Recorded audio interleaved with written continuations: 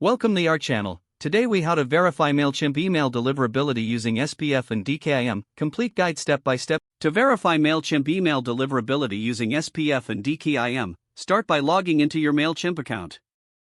Navigate to the Accounts section from the main dashboard. Click on Settings in the drop-down menu. Select Domains to access your verified domains.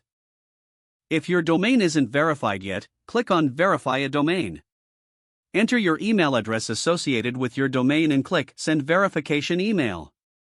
Check your inbox. Once your domain is verified, return to the Domain section in Mailchimp. Look for your domain and locate the option to view your settings. Next, you will set up SPF records.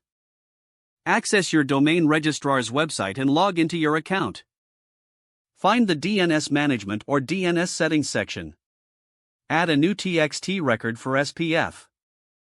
For Mailchimp, your SPF entry will typically be v equals SPF1 include servers.mcsv.net all. Save the. Now, proceed to configure DKIM records. Return to the Domain section in Mailchimp and find the DKIM setup instructions. Mailchimp will provide a DKIM record value that you'll need to add to your DNS. Create a new name record in your domain's DNS settings.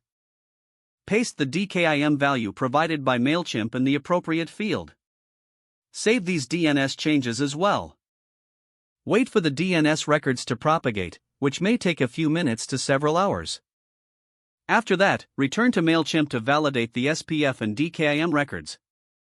Mailchimp will indicate if the setup was successful.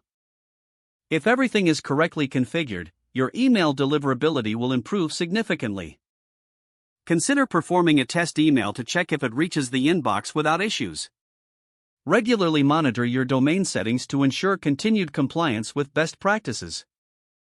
This ensures your emails maintain high deliverability rates and reach your audience effectively. If the page does not load, refresh the browser or try again in a private or incognito window. Make sure you are using the correct email address, then retype it carefully to avoid small typos.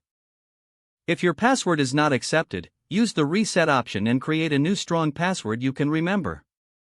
Don't forget to like this video and subscribe to our channel for more step-by-step tech guides.